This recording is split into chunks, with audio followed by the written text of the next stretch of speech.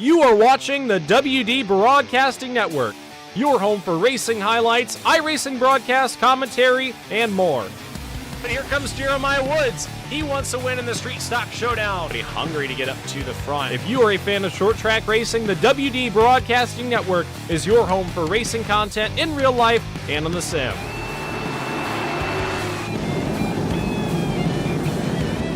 Follow the WD Broadcasting Network on Facebook, Instagram, and TikTok. And don't forget to hit that red subscribe button on YouTube to never miss an upload.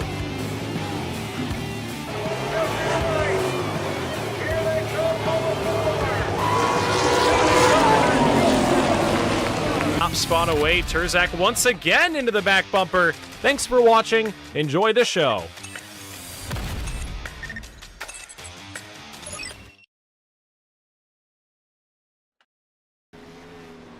Good evening, ladies and gentlemen. Welcome back to the WD Broadcasting Network. Welcome back to the 500 Sprint Car Tour Sim Series, brought to you by YourBigPlans.com. We are at the Five Flag Speedway for the penultimate race to the 2026 season. I am once again joined by my co-host, Cody Geyer with AG Media. Cody, you almost weren't able to make the call here tonight. Some more storms in the Michigan area. Yeah, storms earlier today, and of course, anytime there's a rumble of thunder or lightning within what seems like 100 miles of the house, power goes out, but power came back on pretty quickly and ready to go for tonight. Yeah, Five Flags going to be a fun one. A track that I haven't seen too many races at in the sprint car. From the outside perspective, I've ran quite a few races here, and I can tell you that it is very treacherous. These drivers are flying around the racetrack running in the 14-second bracket, but they're not doing it comfortably when you ride on board with Saban Vivint here, trying to get those final laps in before qualifying. But very line dependent. You see it in the Snowball Derby and the Super Late models, and it's the same thing here in the sprint cars. That car, if you get down on the flat like that, you're going to have to hang on to it like you saw the 98. I feel like we're going to see a lot of that tonight, Cody. Yeah, and Five Flat Speedway on the real life side, very old pavement. Well, the front stretch at least was repaved within the last few years. The rest of the track, same pavement from the 90s, very abrasive, very line dominant, and you'll at the Snowball Derby, of course, you'll see cars right against that inside wall, nearly clip it going into one, right against the bottom. That's the line to be at. Here with the sprint car here on the sim side, so far looks to be similar as we've seen in other 500 Sprint Car Tour Sim Series races this season.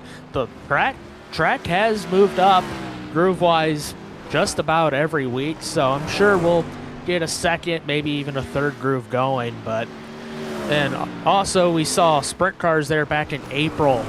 Of course, the Wayne cars with Race for the Million, and they put on a heck of a show. And just get a first-hand look at just how wild sprint cars are on the half-mile oval located in virtual Pensacola, Florida. So, super excited for this one, and we have a championship to settle here next week. For sure. As you mentioned that, we'll get the points pulled up so everybody can see exactly where their driver is sitting.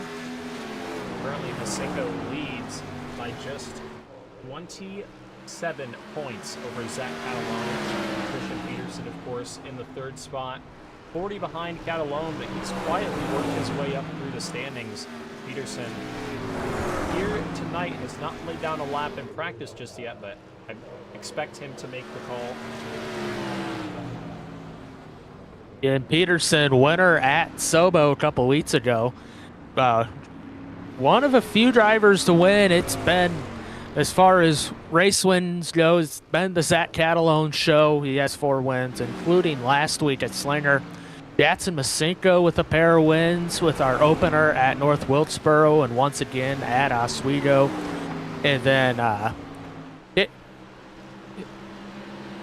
can't remember his name. Caleb Burge, that's right. Caleb Burge with the win at Langley. So it's been same faces up front every week, and 2 weeks left to see if we can get anybody else up there. Yeah, for sure. We've got those two names up at the front, but we've seen one driver get better and better throughout the season. With the points graphic off screen, you guys can see. We watched him a little bit earlier. 98 Saban Vibin. This driver has gotten quicker and quicker throughout the season. Unfortunately, last week at Slinger did not have the best qualifying run. Actually, unfortunately, did not have a qualifying run. His lap was invalidated due to scoring errors, but Vibin drove up to the 3rd position at 100 laps around Slinger from the 14th spot on the grid. But he knows how to field these sprint cars, and right now practicing with Jackson Masinko, just trying to see how these cars are going to race with one another. As you said, Cody, I expect to see 2, maybe even 3 crews the top at Five Flags on iRacing, the most dominant lanes. The top on iRacing at Five Flags, I should say. One of the most dominant lanes when it does come into play. Seems like down the inside can't really do anything late into a run. Yeah, and we're seeing it here during practice is Bybent running that outside line, trying to work it in. And Bybent, he missed the first few races. Otherwise, he'd probably be up there with Jackson Masinko and Zach Catalone in the points. He's ran very well, and of course finished 3rd last week. And if it wasn't for the scoring error, he probably would have started on the front row, and he would have been in contention for the win throughout. 100 laps at Slinger, it goes by pretty quick. So he had to work his way through the field quickly, and just by the time he got up there on the podium, he just ran out of laps, and cars become tougher to pass. And fortunately for him, he still has 2 more weeks here tonight at Five Flags and next week at IRP to try to put a win on the board. Yeah, 2 good chances for him, too. And we ran IRP. Well, we tried to run IRP yesterday, me and Saban. We tried to run in the trucks. He ended up having some connection issues, but he was fast in the trucks at IRP, so I'm sure some of that will translate over. And he's one of the drivers that has shown speed just about every race I have seen him in, so I expect him to be competitive next week. Noah Longyear currently 4th in practice, trying to get that car figured out. No! I think that's going to be a conversation in the Brad Hayes Racing Discord. Yeah, it's Brad Hayes Racing on Brad Hayes Racing Violence during practice. And I know Jackson Masinko's been talking about it the last couple weeks, how he's really been looking forward to these last 2 races on the schedule. Feels like the bigger half miles fits his driving style better here on the sim. Of course, last week finished 2nd at Slinger, which is nothing like Five Flags. So just 2 more weeks trying to put a couple more wins on the board as he tries to finish a championship run. Yeah, and the big thing is he is trying to hold off Zach Catalone. I mean, only 27 points separate the two in the point standings, and to have that drop race involved, they're going to have to drive all the way to that last lap at IRP to figure out who's going to be the champion. We've got some exciting stuff coming up as well on the real-life side of 500 Sprint Car Tour, Cody. Wednesday night, you and our buddy Zach host the 500 Sprint Cast in preparations for the real 500 Sprint Car Tour race in Owasso Saturday. Yep, 500 Sprint Cast coming back Wednesday night with Zach Heiser and I at 6 o'clock on Facebook Live. It'll be anywhere you get your podcasts first thing Thursday morning. The 2 guests from the 500 Sprint Car Tour and the USSA Mel Canyon Midgets, both still to be determined. Have a feeling who we're going to try to have on as guests for the Canyon Midgets. But then Saturday we go to Owasso Speedway for the 2nd time in series history. And it's been a trying year for the 500 Sprint Car Tour. Just a bunch of rainouts. I mean, Toledo's getting rescheduled. That date still to be announced. I think it'll be a fun one. And then unfortunately, Jennerstown Speedway, it does appear that we have lost that race for this year. But going back to Owasso for race 3 of the OrbitPlans.com 500 Sprint Car Tour Series season. Went there for the first time last year. Tyler Rohrig picked up the win over Kyle O'Gara and Cody Swanson. This year, Tyler Rohrig had a big wreck at the Little 500. Unfortunately, his car not ready just yet. He'll actually be at New Paris Speedway for the Summer Sizzler in the Outlaw. So for the first time since the 500 Sprint Car Tour Series inaugural season in 2022, we'll have a winner in the state of Michigan that's not Tyler Rohrig. And the press release went out today for this week's 500 Sprint Car Tour race at Owasso Speedway. Of course, you have your favorites like Cody Swanson, defending 500 Sprint Car Tour Series champion Dakota Armstrong, Bobby Santos III, a winner in the wing car at Owasso. He'll be there as well. Of course, Jackson Masinko, your points leader in the 500 Sprint Car Tour Series Sim Series, and Ryland Gray. Also, you'll see here racing tonight. He's scheduled to be there as well. And we have a great field of drivers getting set to go to Owasso for the second time. And honestly, I'm just excited to go back 500 Sprint Car Tour 500 Sprint Car Tour racing in real life. It's been a while. Yeah, you've had to wait quite a bit, and I think the last race was the one that I went to at Winchester, so it's been quite a while for the tour, and I'm glad to have the tour back on Saturday. Unfortunately, I'm not going to be able to be in attendance. I'll be at New Paris for the Summer Sizzler, but Saturday at Owasso, that's going to be an exciting race. Owasso's a track that over the years, that surface as it has progressed after they repaved it, it's gotten racier, if that is a word. But there's been a lot of side-by-side action, especially in some of the template racing that we see, but I'm curious to see how the non-wing sprint cars are going to race with some of the different characteristics of the new pavement. Yeah, and it was a great race last year. Quite a bit of passing throughout the field. And Saturday, the 500 Sprint Car Tour Series is in action. The Mouth Canyon Midgets will be there for the second time. Last week at Indianapolis Speedrome, 12-year-old Danny O'Gara got his first career win in just his second start. He's the son of former Indy 500 veteran Sarah Fisher. And we'll also have modifieds and street stocks. So if you can, come on out to Owasso Speedway or watch it live on Racing America. Yes, I will definitely be tuned into that one on Racing America. Fortunately, I've got my laptop, and I have been taking that to pretty much every racetrack I can. And while I'm at the track, I've been watching another race, kind of in between, the best of both worlds, if you will. Oh yeah, for sure. I mean, we live in an age where we have racing at our fingertips pretty much 24/7, and I'm right there with you. Sometimes I'll pull up a racing streaming service and find a race to watch while there's some downtime.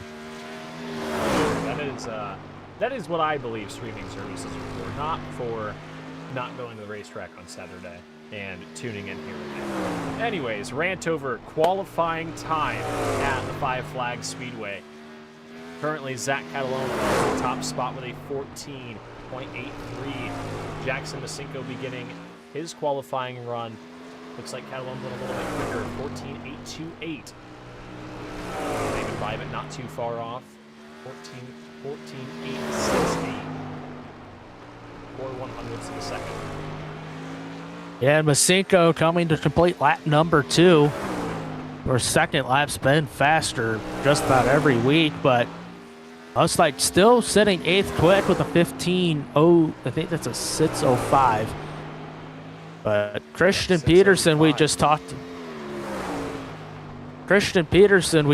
about him as Masinko goes 4th quick with a 14.916. But Peterson, winner 2 weeks ago, sitting 3rd quick. Yeah, Peterson has been picking up speed. Oh, Masinko into the wall. That's going to invalidate that final lap time there. Tough break. Masinko going to roll off from the 4th spot, but Peterson, good qualifying effort from the 75P. He's going to be in the second row as of right this moment, but can Jeffrey Stanton knock him off the top spot in the 94 machine, the veteran of the iRacing sprint car. This guy will tell you more about the behind the scenes of the iRacing sprint car than anybody ever could. He knows pretty much every in and out of this race car. He has yet to break through for that victory this season. He's been up front competing, and it would not shock me if we saw that 94 go to victory lane here tonight at Five Flags. Yeah, and he's had great runs throughout the season. He's up there still in the points battle, I believe. But last week, unfortunately, had to miss the race because of a matter back home. Unfortunately, that it does be like that sometimes, but he's back this week and looks like he has sits quick on the board after his qualifying run. So, as Peterson, not including the drop week, still sitting 5th in points. So, technically, depending on how the drop weeks go, he might still have a shot at it going into next week. Yeah, the drop week next week's kind of going to throw a wrench into things. We'll have to see where everybody ends up. We'll have a little bit of an idea where everybody stands beforehand, but it ultimately we will find out at the conclusion of next week's race. Final lap time for Stanton there across the line. Does slow it down just a little bit, and I think that's going to wrap up qualifying. A few drivers electing to not take a time. Rylan Gray, Jeremiah Woods.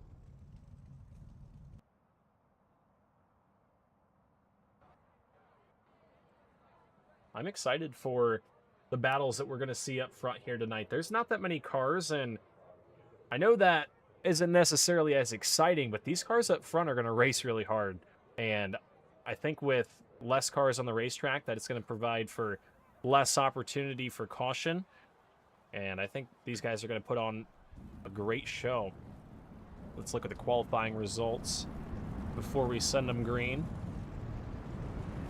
We do start them straight up here, the 500 Sprint Car Tour Sim Series. Zach Catalone, your fast qualifier, 14.828.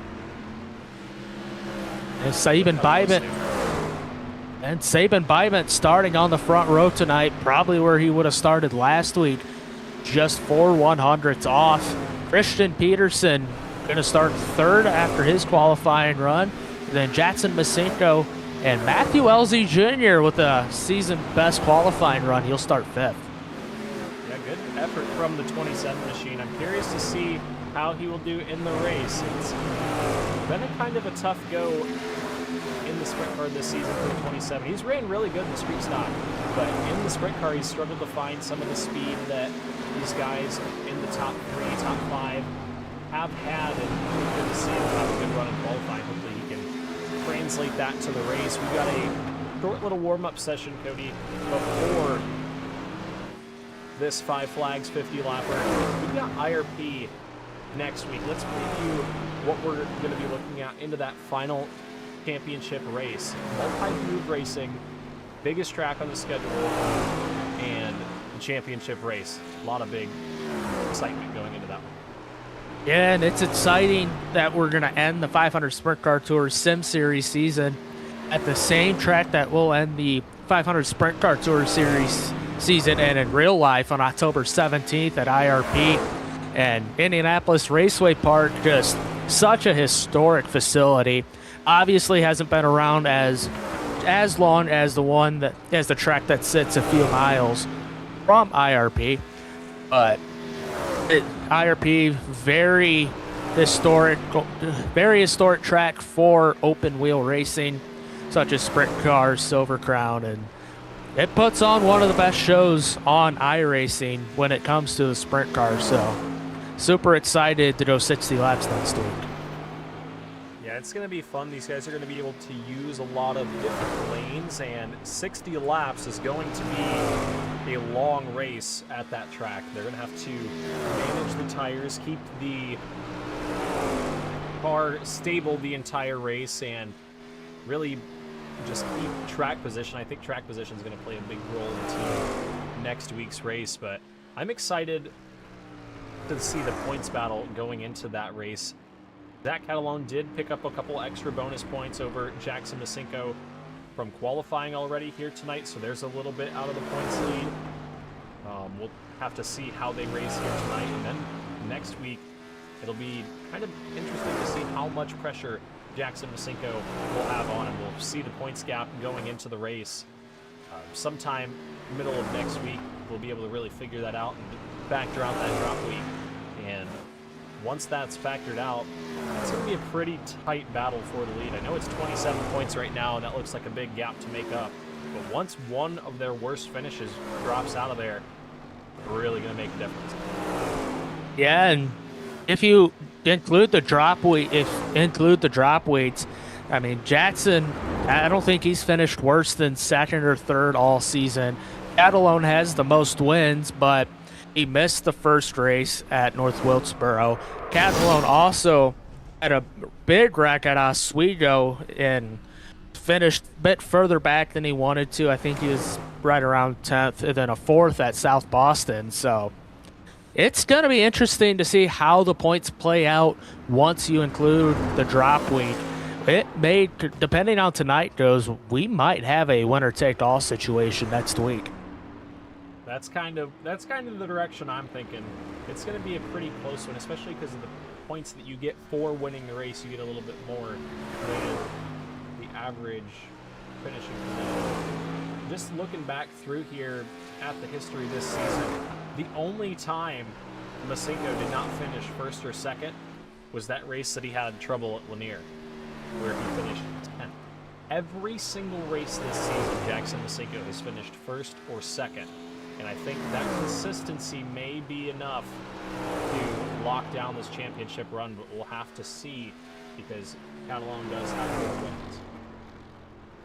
Yeah, and well, we still have 2 races starting with here at Five Flags in just a few minutes. So a lot can happen here over the next 110 laps between here and IRP.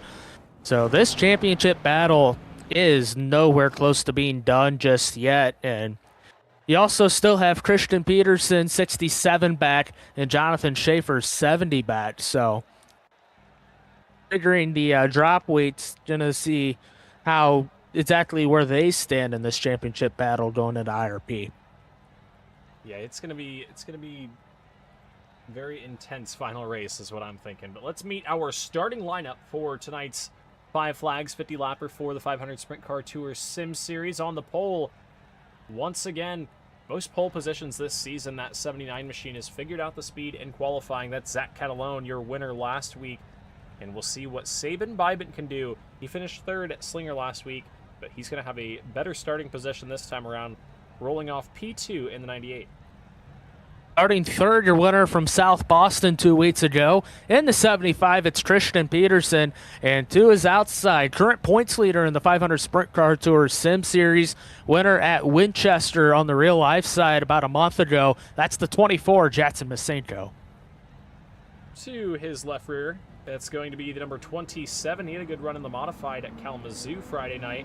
That's the 27 of Matthew LZ Jr. To his outside, unfortunately missed it last week at Slinger, but back with us here tonight in the number 94, that is Jeffrey Stanton. And starting 7th in the Eddie Sachs Racing, number 17. He's a wing sprint car racer in real life. That's Andrew Bogus. And to his outside in the Brad Hayes Racing 18. He's our producer for the 500 Sprint Cast. It's Noah Longyear. And starting in the 9th spot, that is Dave Leonard Jr.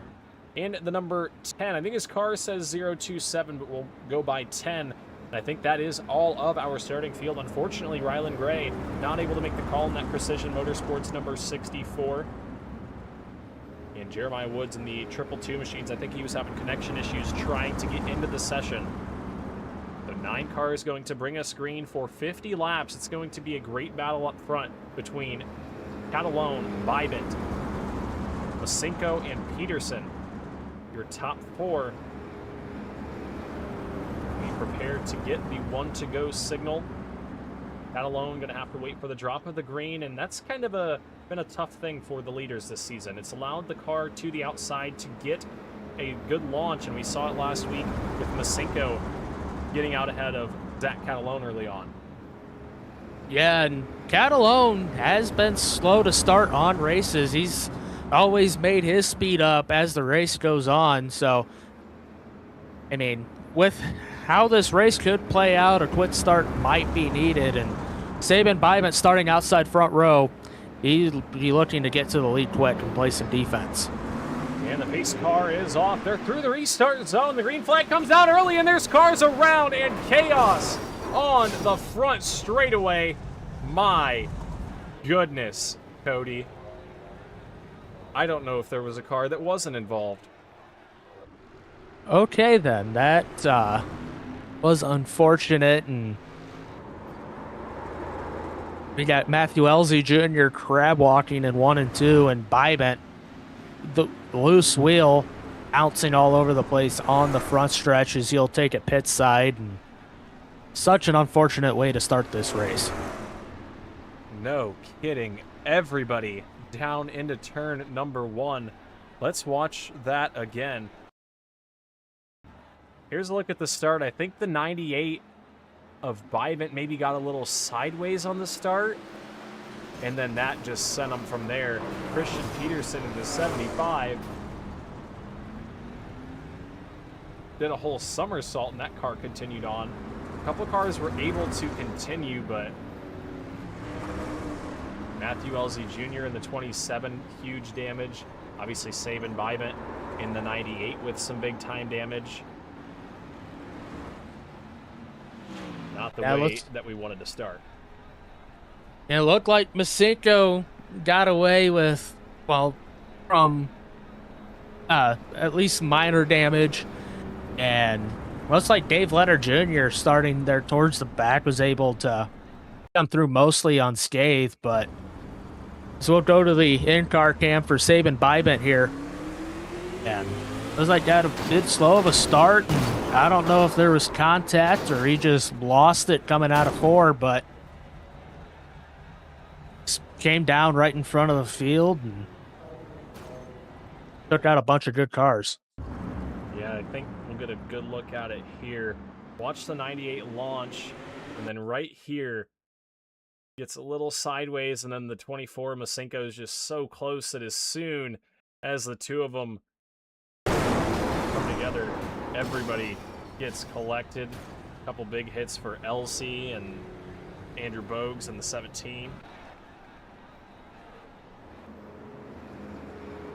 Looks like we'll have, I think, 8 cars out on the racetrack. A couple of them, Elsie's not going to be able to continue in the 27. Saban Bybant not going to be able to continue, but the green flag is out and we're underway. Back racing here at 5 Flags. The field going to try to get reset, I think, here. Yeah, and it's Catalone leading lap number 1. Otis and Peterson running 2nd and 3rd. Otis able to come through that mostly unscathed. But here comes Masenko on the outside trying to make up for some lost ground. Yeah, and here comes Andrew Bogues to the inside. Bogues goes down to the inside. Catalone not able to hold his ground. The 17 not phased by that early contact.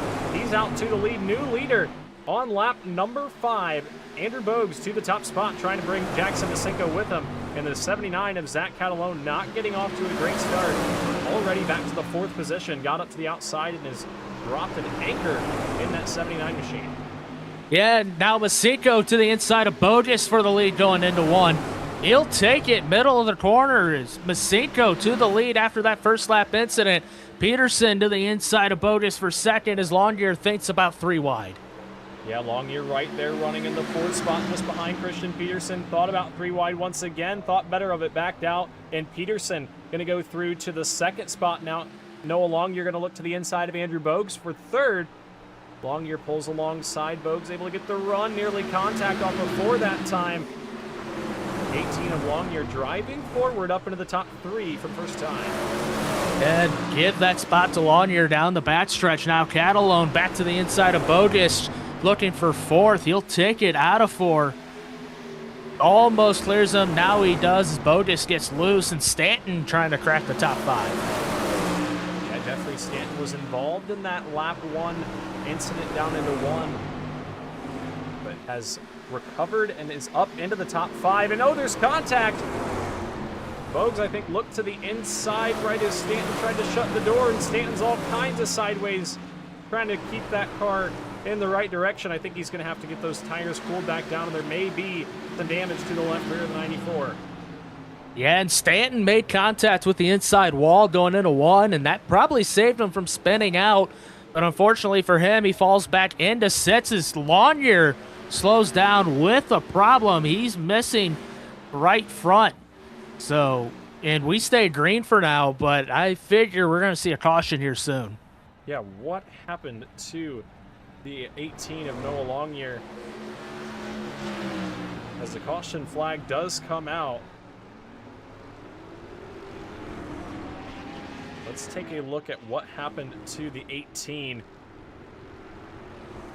As he is trying to get that car back around, obviously not able to turn.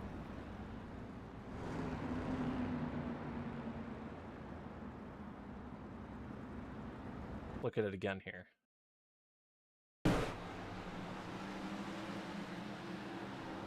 Oh, got up into the outside wall down the back straightaway. There was a little contact with the 79 of Zach Catalone. Yeah, and that was exit of 2, and Catalone lost all those spots there early, trying to make his way back through the field, trying to fight for a championship. As we see first Stanton get loose, able to save it, but multiple saves for Stanton, but they go back, and Catalone just trying to find a way around Noah Lanier. And Exeter 2, Catalone gets a run and takes him right into the tail tank of the 18. And as we see here down the backstretch, and Lanier overcorrects and ends up in the wall. Yeah, and I don't know if the 18 maybe wasn't getting a little bit loose before that contact, right when it happened on the exit. Let's go on board with Zach Catalone. On just the slightest bit, I think the 18 got a little loose, and Catalone tagged him. There's nothing he can really do as he's that close to him up off of the corner. Jackson Masinko down pit road trying to get some damage repaired. Noah Longyear, they've got the right front back on that 18 machine.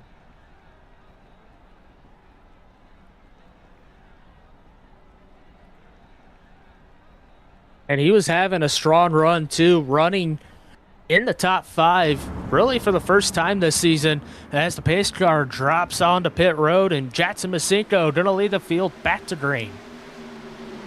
Yeah, I thought that was Jackson Masinko's car on pit road. It ultimately was not. He will retain the race lead, and he is out in front of Christian Peterson. Peterson trying to get it done for the second time this season, and they've got 2 drivers hungry for their first win back behind him, and now Peterson to the inside of Jackson Masinko. Peterson was spiraling through the air lap number 1. Lap number 14, he challenges for the race lead as he's got a car length to the front of Jackson Masinko. And you see that front nerf bar all bent on the 75 of Peterson from that first lap crash. As just behind him, we have a 3-car battle for third as Stanton looks to the inside of Bogus. He'll take the spot going into 1. Catalone tries to get in there as well, but Bogus slams the door. Catalone with a big run on the inside down the backstretch. He'll take the 4th spot. A good run from the 79 to get up to 4th, but Andrew Bogues crosses back over, drives back down to the inside lane. Both lanes seem to be working. It kind of just depends on how you were able to keep the momentum. As Catalone tries to fight on that outside lane, Andrew Bogus continues the battle down to the bottom. That allows some room for Jeffrey Stanton 94 to try and get a little breather from both of these cars back behind. Yeah, and Stanton's been able to open it up by a couple car lengths. As we talked about the track widening out as the race goes on, Catalone trying to put that to the test, but he'll fall back in line behind Bogus out of 2 before going back to that top line through 3 and 4. Now slips to the inside with a crossover of his own. As you can see, with those 2 battling like they are, Stanton is able to drive that car forward, and he's already got a couple of tenths on him. But now Catalone looks like he's clear to the front bumper of the 17. We look back up front, the battle for the race lead about 0.2 of a second.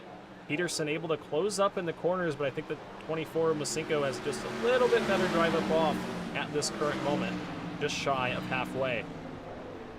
Yeah, just behind him, moved Zach Catalone up to 30, able to get by Jeffrey Stanton, no problem. Has over a second to catch up to the top two of Masinko and Peterson.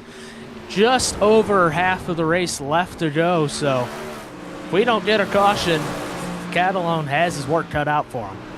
Yeah, that's going to be quite a bit of ground to make up, and he not only has to make up that ground, he's going to have to make up that ground and be able to pass Jackson Masinko and Christian Peterson.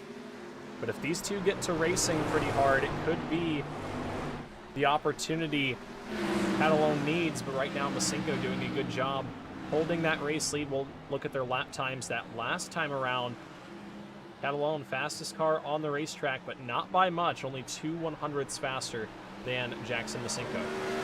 Yeah, as we see the crossed flags here as we're halfway through this one, and the top two just holding their own at the time, not really battling too hard, as Peterson was the fastest car on the racetrack that last lap with a 148. They come back to the line. At this rate, Catalone might be able to get to the 75, but passing him is certainly going to be a question, and then he has the 24 Masinko to deal with. For sure, all three of them are going to have to battle very hard. Masinko has the track position, and that plays a big advantage for him, but Peterson keeping him in his sights. He's matching the lap times of the 24. I think Peterson is trying to figure out how he can build up enough of a run to get by the 24 of Masinko. We'll look at the lap times of your top two rather. Peterson just a little bit slower that last time by. Very close between both of those drivers. I don't think Masinko is smooth sailing from here on out. He's got a lot of pressure from behind. Yeah, and just looking at the leaderboard, Catalone's actually losing ground on the top two right now. It's over a second and a half right now. So Masinko and Peterson, even with their battle for the lead, able to pull away from the 79. As Masinko able to open up a tenth or so here in the last couple of laps. We go green, it may come down to a two-car race. Yeah, the 75 able to keep pace with Jackson Masinko, but Masinko opening up the gap a little bit now. It was in that 0.2 of a second range, now getting up to 3 and 4 of a second as they work their way around the racetrack. The laps are running out though. Very fast laps here at Five Flags. Not much time left. 17 laps remain. The 17 of Andrew Bogues trying to get around Jeffrey Stanton. Both of those cars pretty heavily wounded after the chaos on lap 1, alongside some of the other incidents that they've endured. Yeah, and Catalone was starting to close in on those top two just a little bit, and as we're wrecking, and that's going to make Catalone's job a lot easier as we are under caution. Andrew Bogues and Jeffrey Stanton make contact, and I think both of those drivers may be done. We'll have to see. The right front's torn off. I think they may be able to get them put back on in time, but we'll have to see. They were battling for the 4th position. 17 of Andrew Bogues to the inside, I think just comes up the racetrack a little bit. And then trying to get the power down up in front of Jeffrey Stanton. And that'll reset things. As you said, Catalone going to have the opportunity to pass Christian Peterson and Jackson Masinko here if he's got that speed left. And during that run, if anything, Catalone lost some ground on Masinko and Peterson. Eventually, it stagnated right around a second and a half, but So I'm not sure what all he has left. As we look at the replay once again, just Bogus and Stanton battling hard inside the top 5 and battling a little bit too hard as both end up in the wall in the backstretch. Yeah, I'm pretty curious to see if either of those drivers are able to get the car repaired or if that will be the end of their night. We saw Noah Longyear get the tire back on. He wasn't able to get back out of the pits. So I think that likely will end their night. We have 4 cars left on the racetrack, Cody. This looks like a Winchester 400 race finish.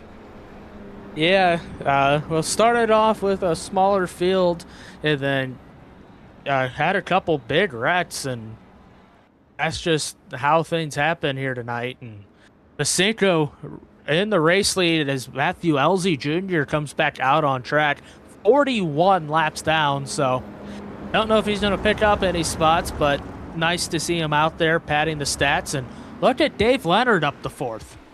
Yeah, he's going to get a top 5 out of this one. How about that? As Zach Catalone gets the jump on Christian Peterson to the inside. Peterson going to try the crossover now. Catalone with a little bit of a block shuts the door. Peterson not able to drive back to the inside. 13 laps to go, and Zach Catalone up to the 2nd spot. Is there anything left in the tank?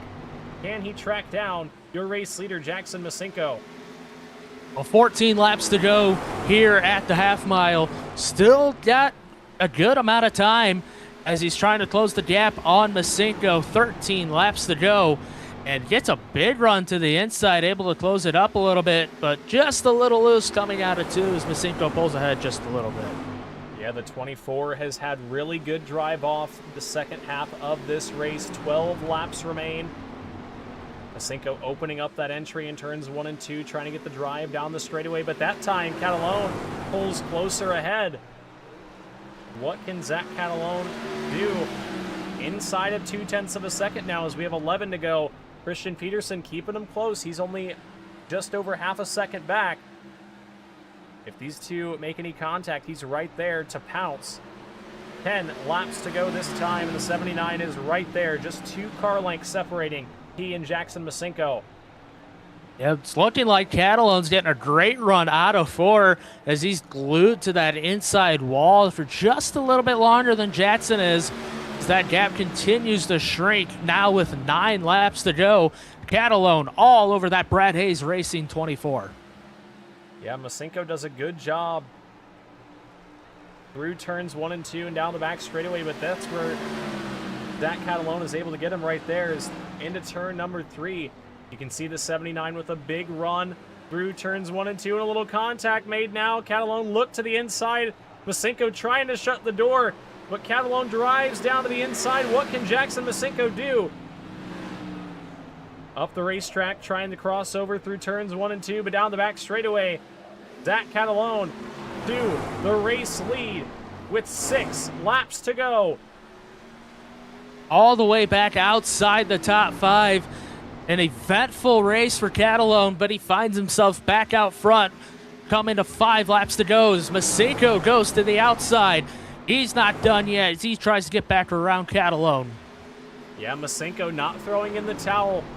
Still trying to get back to the race lead, figuring some things out with that race car. Now he's got a huge run to the outside down into turn number 3. Masinko trying the second groove. Now tries the crossover. A little contact to the back bumper of Zach Catalone.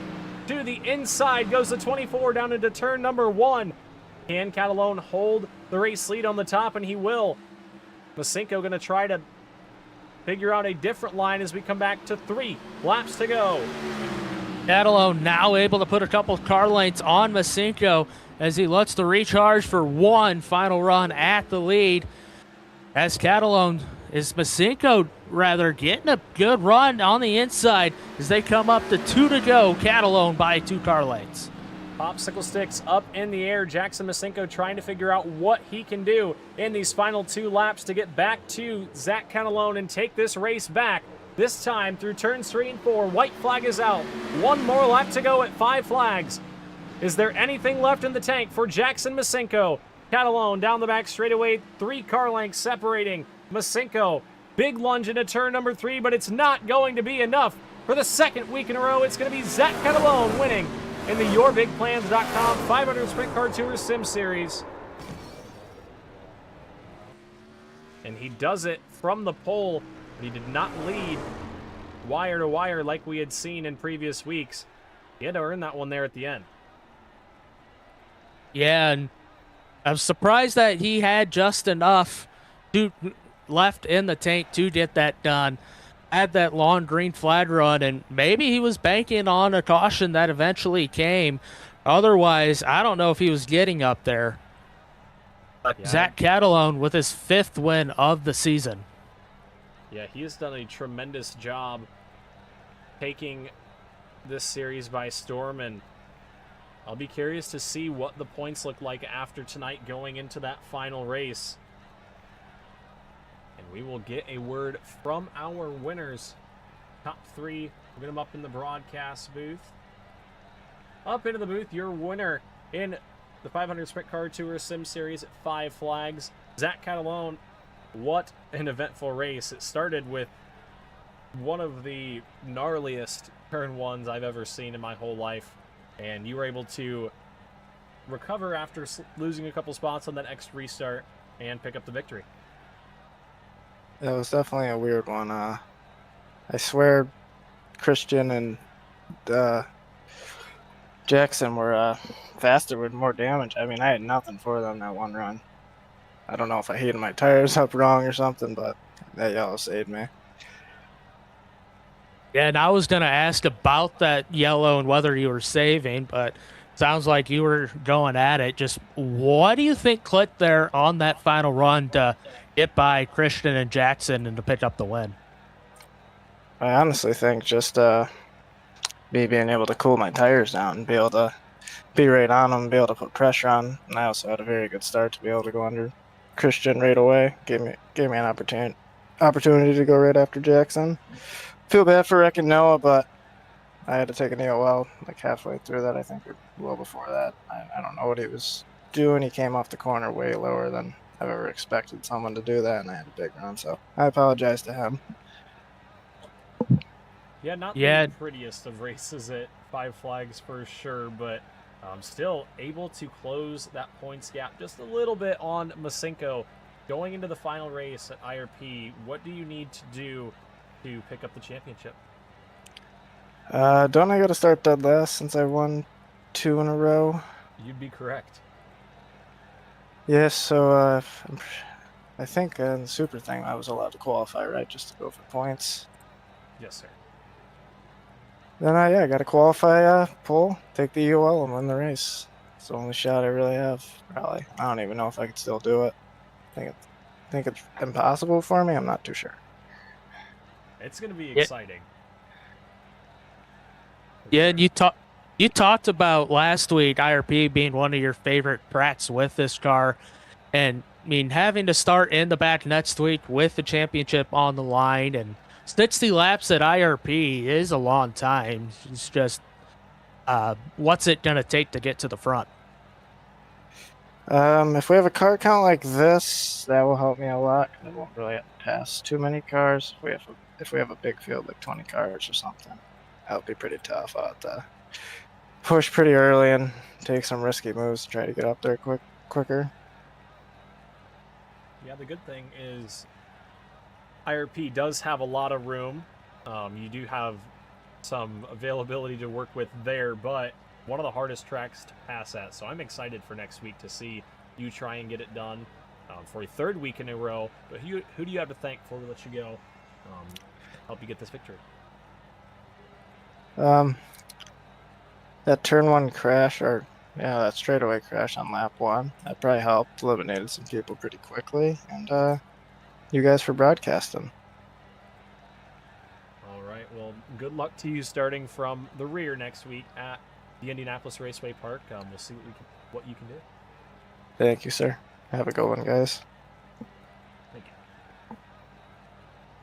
Well, that was our winner here tonight, Zach Catalone. It's going to be fun watching him try to come from the back next week at IRP. I don't know if he's going to be able to do it. He's fast, but I don't know if he's going to be that fast. That's a pretty tough asking. But let's get our 2nd place finisher.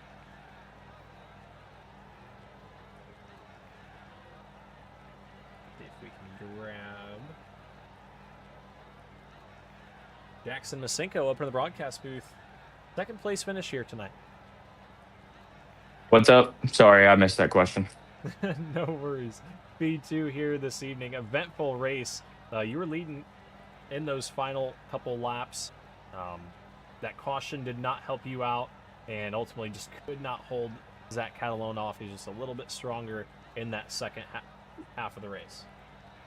Yeah, I don't know if the damage necessarily helped us from that initial start or not. I don't know. I still don't know what happened there. I thought it might have been my fault. Saban was saying in our chat that it was his fault easily, so I've got to watch the replay. I thought I got into him first, but regardless, I think the car actually was a rocket ship, but for whatever reason, I think with how it was pointed, it was just scooting the front a little bit more than usual. And from the long runs I did in practice, I felt like I just couldn't roll the center of the corner like I wanted. And I felt like I was going to be fine to manage that through the race. And then that caution came out with 15 to go, and I knew we were going to probably be in trouble.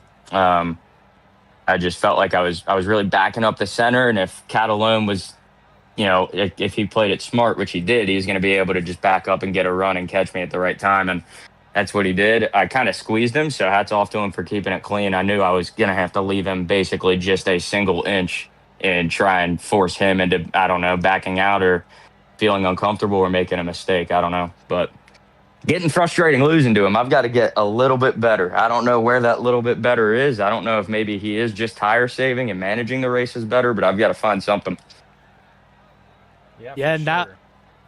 You go, Cody. And now next week, into the finale at IRP, you locked in a tight points battle with Catalone. And Catalone, now having won consecutive races, he'll start at the tail. So just how are you feeling? Well, the consecutive races thing is nice. Maybe that'll hold him up a little bit, but you never really know. I'd like to think that we won't have another big pile up on lap one in the restart zone that race, but that could happen easily, as we saw today, and anybody can be caught up in it. So I know regardless, he'll be fast enough to get through that field and probably be in the second or third or fourth, right up front there by like lap 25 or like lap 20, if not before then. So just got to be clean, just got to be smart, and make sure I have a good qualifying and capitalize on that track position that I'll have on him to start. And then looking onto the real life side of things, 500 Sprint Car Tours back at Owasso on Saturday. Just how are you feeling going into it, and what can race fans expect from Owasso Speedway? I'm excited going into it because we haven't raced a sprint car and it feels like forever. I mean, the rain seems to follow us everywhere we go. Hopefully that's not the case. I haven't checked the forecast, but Owasso is a really, really cool place. I think it's very, very racy. It's almost, it feels like a little bit like Anderson, but with more room. And I think everybody at Anderson is pretty tight. When we go to some of these other tracks, you see us get strung out, especially like a Berlin or an IRP where it's a really flat track. Tyler Roig seems to run away with it. And then usually when we go to the high banks, Cody Swanson's the guy to beat. So I feel like Owasso and Anderson are kind of the two races of the year where you go in, and I legitimately think that there's probably 8 cars that could win it, and I wouldn't be shocked. Well, that sounds like an exciting race. I'm not excited to miss it, but I'm excited to watch it on Racing America. I'm sure you guys are going to put on a good show. And Owasso is such an awesome facility to spectate races at. I've been up there a lot of times this year. It's really state of the art. It is. It's a fantastic facility, and it's only getting better. So any fans haven't been there before, they really ought to make a trip to go there, whether that's for our 500 Sprint Car Tour stuff or just any race in general. It's a fantastic place, a great venue, really good fans out there too, and it should be a blast. I'm looking forward to it this Saturday. For sure. Well, is there anybody that you have to thank that helps you here on the sim side, and that's going to help you Saturday at Owasso? Yeah, all our sponsors on the BHR side of things, all our partners: JTM Food Group, Brockman Signs, William Lang & Sons Iron Works, American Scaffolding, Brogan Oil, J. Owens Wealth Planning, Ron's Roost, and then E-Course and Motorsport Oil, Advanced Racing Suspensions, Redline Ace Racing Graphics, and just everybody that's willing to put all this time and energy in to get this sprint car on the track, including obviously Brad Hayes, Tony Fox, Dustin Fox, for always giving me one badass sprint car to drive.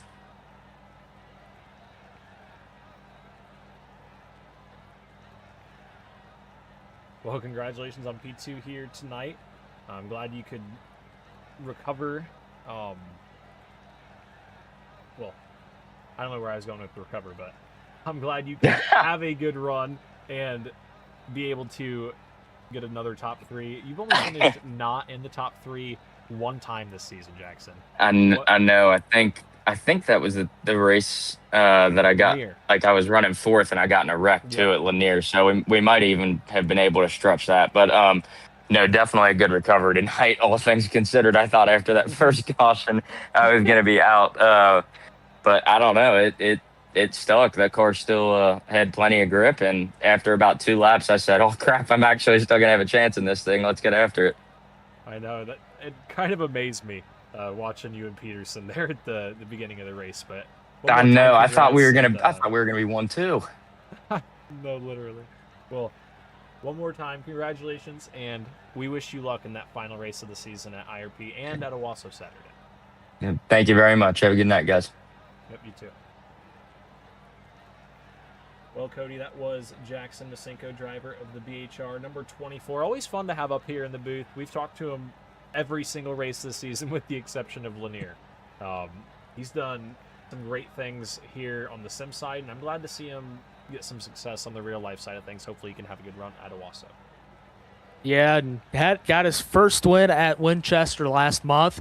Made his NASCAR Craftsman Truck Series debut Friday night at Indianapolis Raceway Park and was running 16th, but unfortunately gear issues knocked him out of the race. But it was cool to see him race on a platform like that and on national TV, and he had a good run going as well. So excited to see what he can do Saturday at Owasso.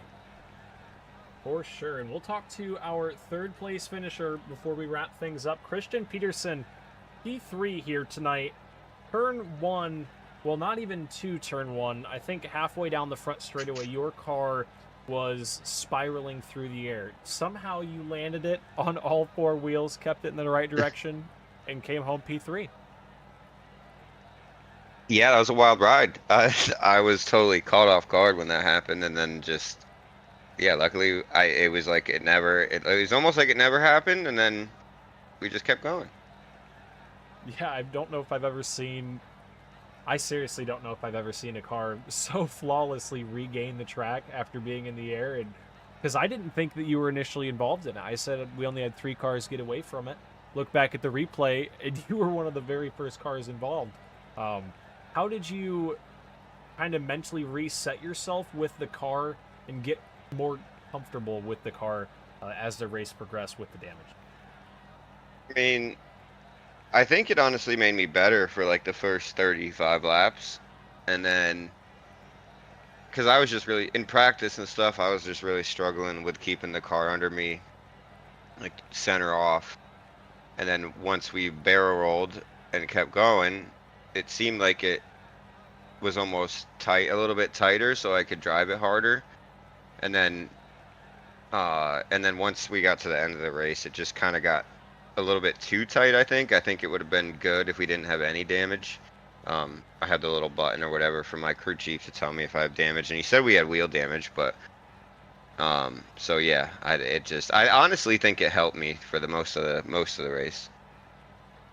Yeah, and you're sitting there battling with Jackson for the lead there in the middle stages of the race. Yes, what do you think you would have had for him if it would have went green to the end? Yeah, I think we were kind of trading off lap times. He was a little bit more consistent than I was.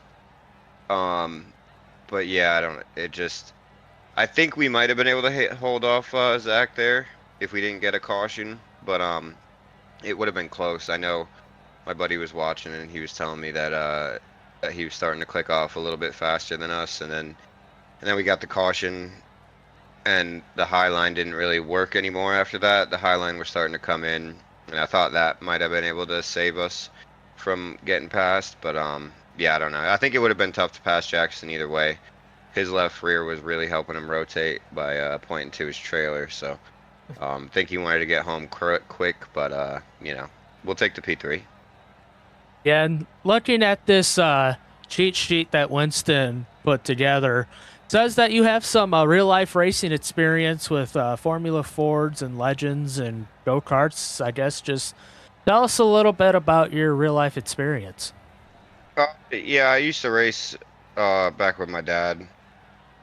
We used to go like all over the Northeast with the SCCA, just running open wheel stuff, rear engine, road course, and this kind of plays into that a little bit, just how twitchy and on edge they are. A lot more power than I'm used to, but yeah. And then the Legend car ran up in the same thing, Northeast Connecticut, running at Waterford and Seekonk a few times, so had a lot of fun racing. Right now just racing with my nephew with the go-karts, having a lot of fun there. Just went out to Indiana actually, and we for some New England boys, we did pretty good. I think we showed up and showed out, so we'll take it.